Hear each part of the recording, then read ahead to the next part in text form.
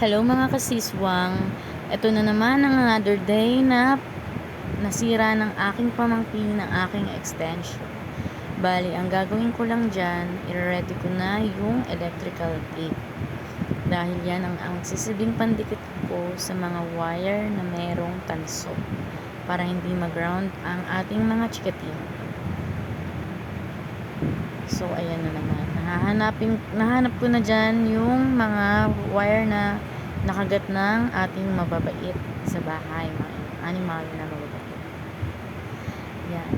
Kakat ko lang siya para may pagkakapitan ang magkabilang tanso. Bali, kakat ko siya dyan. Kakat ko rin yung kabila.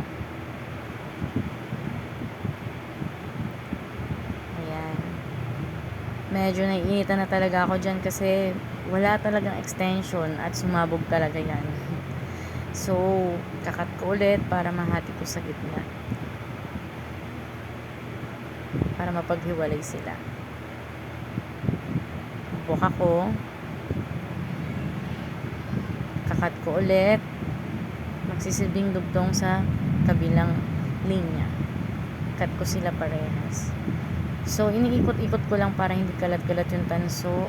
Iniikot ko siya para hindi sumabog at magkadikit-dikit. Pag dudugtungin ko na, yan mga mamis, para hindi nyo na lang agad-agad basta-basta tinatapon yung mga sumabog yung extension, magagawa nyo pa ng paraan. So, ayan na, electrical tape ko na yan siya.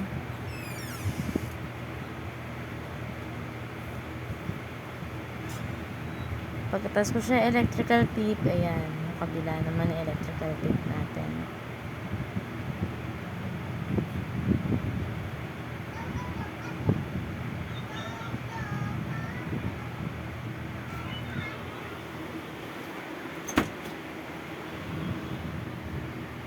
Yan.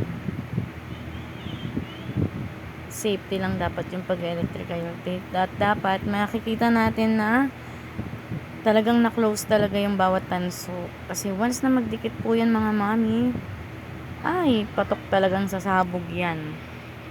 Kaya kailangan safe na safe po talaga paglalagay natin ng electrical tape dahil mas mahalaga po yan.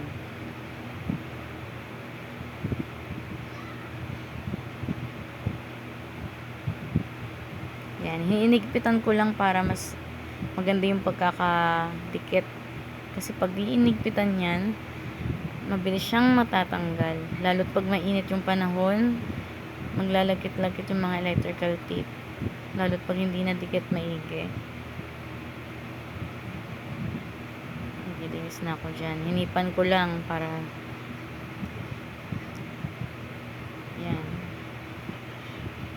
Electrical tape ko siya para safe na safe. Then, double check ko na rin sa mga mami para nabubulol ako. Dahil, ako, kumukulog-kulog kasi. Yan, double tape ko lang siya. Hindi ako makontento dyan, kaya para hindi siya magiging sagabal, ilalapat ko. Yan, ilalapat. Electrical tape ko siya ulit. Basic lang po yan mga mami.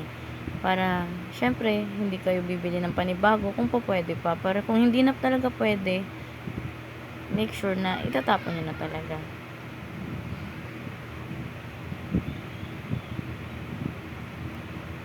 Panatilihin lang na tama yung pagkakadugtong ninyo para hindi sasabog.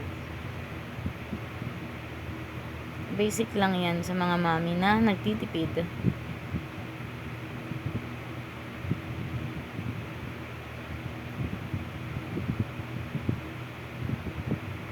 So, ayan na mga mami, tapos na. Maglilinis na ako. Bye-bye. God bless sa inyong lahat.